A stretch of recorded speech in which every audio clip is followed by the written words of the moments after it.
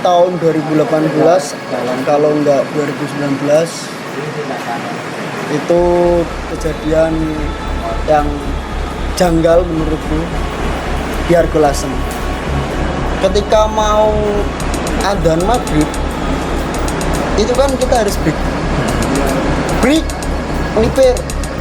Ternyata enggak, teman-teman udah jongkok ngobrol-ngobrol cepat-cepat, dia enggak, dia itu kayak jalan terus. Ketika dipegang gas dia langsung kayak. Oke, pemirsa, sebelum kita simak ceritanya Mas Alvin soal pendakiannya di Gunung Argolasem, alangkah baiknya pemirsa segera mensubscribe channel Blog Tuban TV dan jangan lupa klik lonceng atau notifikasi supaya tidak ketinggalan cerita-cerita misteri di episode selanjutnya. Kita sampai paranormal 3 loh. Paranormal dihadirkan. Iya, nggak ada yang bisa. Dan yang merasuki tubuhnya si cewek itu nggak mau keluar. Katanya sukmanya mau dibawa gitu. Itu hantu cewek atau cowok yang merasuki tubuh temanmu? Kalau itu belum tahu Bang. Belum tahu ya. Tapi dia pengen kekeh, pengen bertahan di dalamnya. Sampai habis 3 orang paranormal kayak gitu. Warga setempat itu. Warga setempat.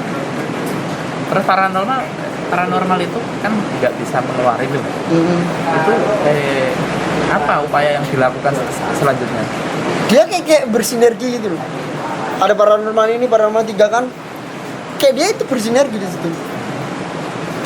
Seketika dia udah mau keluar dah, kita diskusi lagi. Ini gimana? Ini kita udah turun, ada teman kita masih di atas. Itu posisi linglung. Sesudah yang merasuk itu keluar, dia linglung. Nggak kenal saya, nggak kenal temennya, nggak kenal siapa-siapa. Bingung lagi, kecot kan. Ngubungin keluarganya nggak ada yang bisa dihubungin. Akhirnya kita antar pulang pakai truk warga. Dan kita nggak jadi naik, jadi nganter anak itu di rumah. Kita balik lagi kan. Di rumah dia udah gak kenal siapa ibunya, siapa mbahnya, ini rumah siapa. Oke, tunggu. Yang kembali hanya 8 anak. Iya. Yang 2 tadi gimana nasibnya? Udah di atas dia. Udah kabar-kabaran. Gak bisa dihubungi ya? Bisa kalau udah bisa. Masih tapi ada segala. Gak ikut pulang nganterin enggak itu? Enggak. Oh, dia tetap bertahan di puncak. Iya. Kan posisi kan malam. Dan dia juga nggak bawa logistik kan. Mau turun juga resiko ya? Resiko banget kan malam. Dia juga minim penerangan kan dia. Salah-salah hilang malah. Iya. Wong temen saya yang jemput aja kesasar kok. Dia baliknya bilang aku kesasar gini. Selama perjalanan gimana tuh? Kan naik truk warga itu. Dari titik rumah warga sampai ke Banjar ya? Banjar. Itu gimana selama perjalanan? Ada reaksi atau memang diem aja? Diem aja. Itu diem aja. Kelihatannya sih sudah di rumah itu malah dia kayak masih dirasuki gitu. Linglung. Aku sopo tak kenal. Berarti si hantu ini ngikut ya? Mungkin. Iya. Wong mau balik ke lokasi base camp aja yang paranormal. Ayo mulai kok malah tak apa no. Paranormal juga ikut ke Banjar? Ikut paranormal 2 ya? Ikut sampai ngantarkan di rumahnya. Dan kita sangat-sangat meminta maaf dari keluarga. Kan aku menjemputnya kan bukan di rumahnya, tapi di jalan ya. Iya. Ada kesan banyak waktu itu kejadian itu. Jadi kita dapat pengalaman banyak banget selama aku mendaki kan. Setibanya di rumah gimana respon orang tua? Ya kaget lah, anaknya berangkatnya aja baik-baik aja, pulang kok sampai gitu. Ya kita sebagai kawan kan, ya maaf Bu, ini juga nggak ada yang tahu kejadian ini. Kalau misalnya ada yang tahu juga nggak bakal kayak gini. Udah di situ kita balik kan, kita camp di situ, kita tidur, masak-masak di situ, nunggu temanku balik. Jadi di sini pesanku terhadap kawan-kawan pendaki di Tuban, semisal ada cewek atau cowok, yang pertama siapin mental, siapin fisik. Kalau memang haid, kalau kita yakin itu nggak apa-apa. Kalau semisal kita nggak yakin sama diri kita sendiri, gimana? Iya, pesanku sih itu. Dan jangan remehkan gunung, apapun itu bumi. Gunung Argo ketinggiannya berapa Mas Alvin? Gunung Argo di bawah 1000 ya? bawah 1000 Mas. 806 mdpl. Tapi ada segudang cerita di situ. Segudang cerita di situ.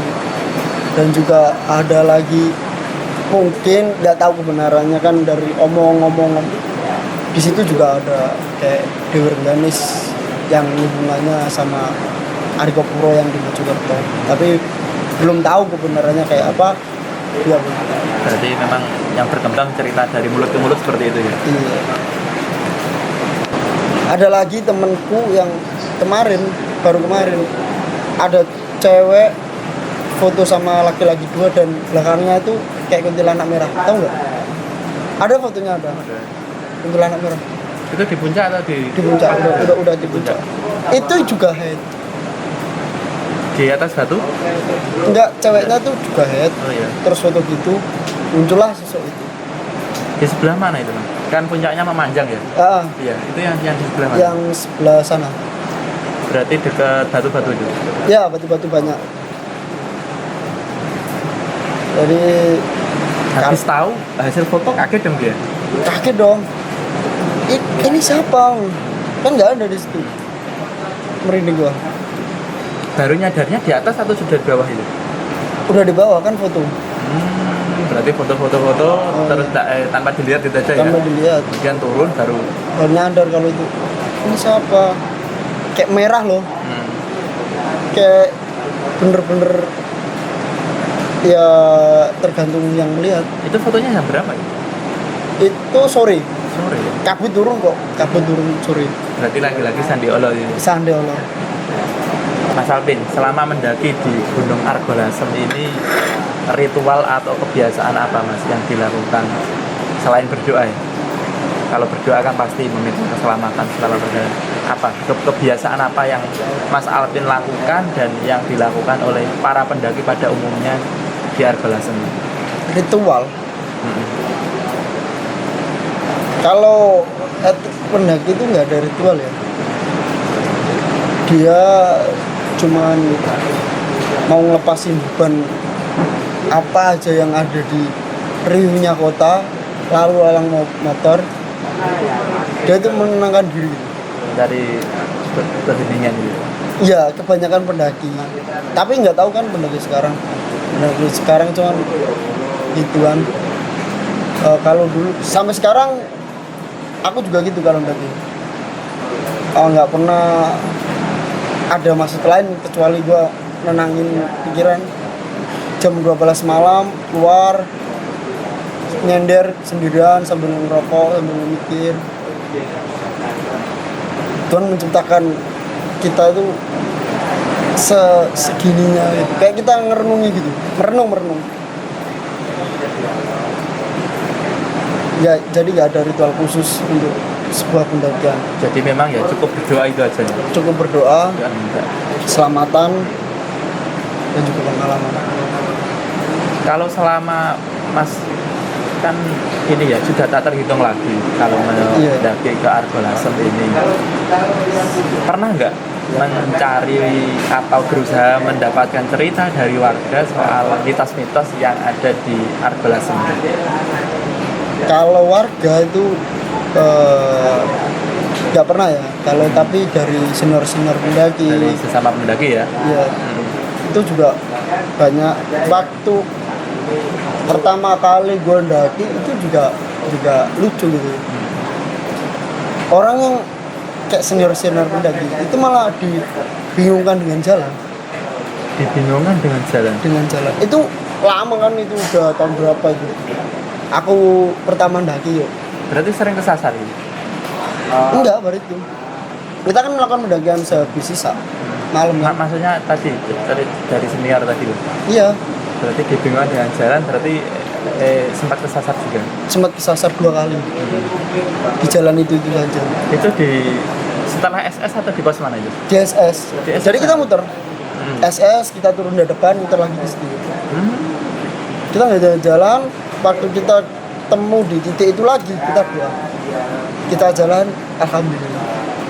Baru nyadar kalau jalan muter ya. Iya, nggak tahu entah kenapa juga nggak tahu, karena aku juga pertama mendaki jalur itu dan masih teringat sampai sekarang.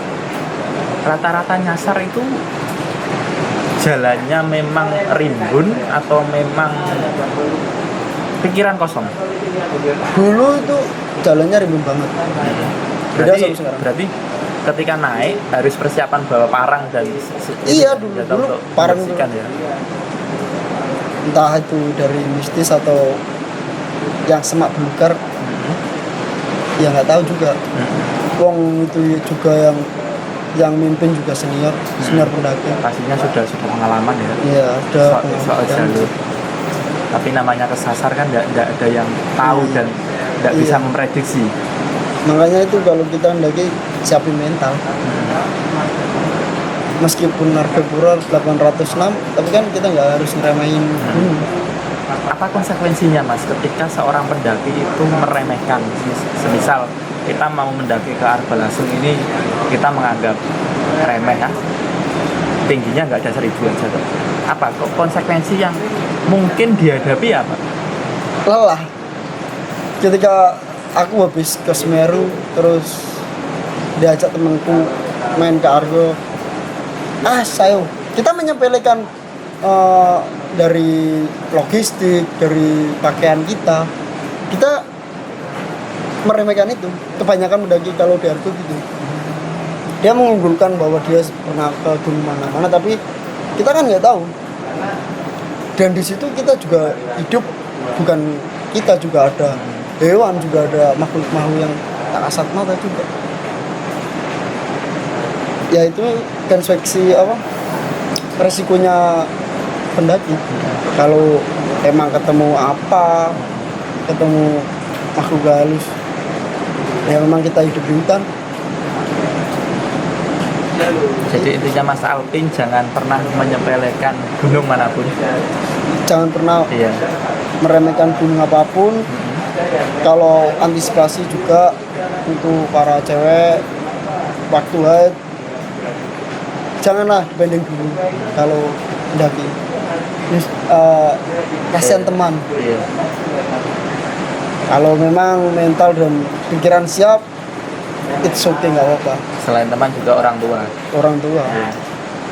Tapi kalau haid, mikir 2 kali lah. Ini buat pesan-pesan pendaki, khususnya pendaki tuban cewek. Habis kejadian itu Mas Alpin otomatis berhati-hati dong ketika mau naik gunung lagi, Iya. mengecek bener Ngecek anak sampai tim sekarang. ini. Iya. ada yang- Kemarin terakhir mendaki di Argo juga gitu, ada cewek. Aku bener-bener pastikan dia nggak haid. Kalau nggak haid, ya udah kita pending, minggu depan kita oke. Tidak mau hal yang serupa terjadi lagi.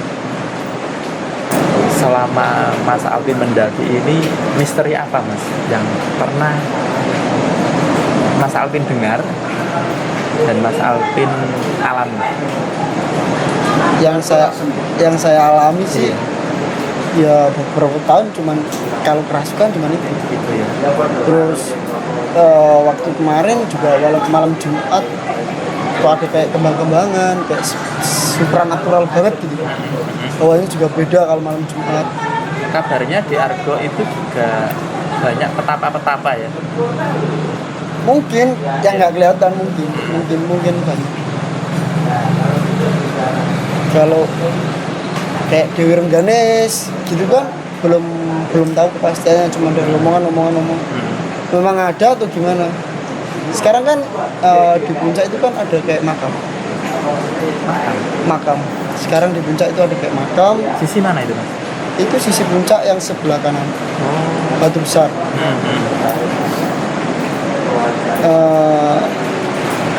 Katanya si perhutani sana pesan buat teman-teman juga yang melihat ini, itu bukan makam, itu orang yang mengada-ngada. Saya juga sudah konfirmasi sama pihak perhutani sana, katanya itu nggak makam, itu cuman mainan apalah intinya gitu. Berarti ada yang sengaja buat gitu ya? Iya, kalau makam Jawa memang ada, kalau di puncak nggak ada makam. Beberapa gunung itu kadang para pendaki berbagi cerita mendengar suara musik-musik kuno. Apakah Mas Alvin ini pernah Mas selama ini di Argo Lasem ini mendengar suara-suara alunan-alunan musik Jawa? Kalau selama ini di Lasem, di Argo Lasem nggak pernah. Nggak pernah ya? Kalau di Merbabu itu pernah. Oke, berarti kita ceritakan di episode selanjutnya aja. Siap. Oke pemirsa, kita sudah mendapatkan cerita banyak dari Mas Alvin, seorang pendaki asal Tambak Boyo, Tuban, menceritakan bagaimana misteri yang ada di Gunung Argo Lasem. Pesan Mas Alvin tadi sudah jelas bahwasanya setinggi apapun gunung, jangan pernah meremehkannya. Persiapkan logistik mental sebelum Anda mendaki. Cukup sekian episode 2 cerita misteri bersama Mas Alvin di acara Blog Misteri. Sekali lagi saya ingatkan kepada pemirsa, jangan lupa subscribe channel Blog Tuban TV dan nyalakan notifikasinya supaya Anda tidak pernah ketinggalan cerita-cerita misteri selanjutnya. Oke, tak kalah pentingnya lagi, pemirsa yang punya cerita misteri atau yang mengalami langsung ataupun mendapat cerita bisa komentar di kolom yang tersedia ataupun DM di channel Blog Tuban supaya kita bisa dengarkan ceritanya. Cukup sekian malam ini. Assalamualaikum warahmatullahi wabarakatuh.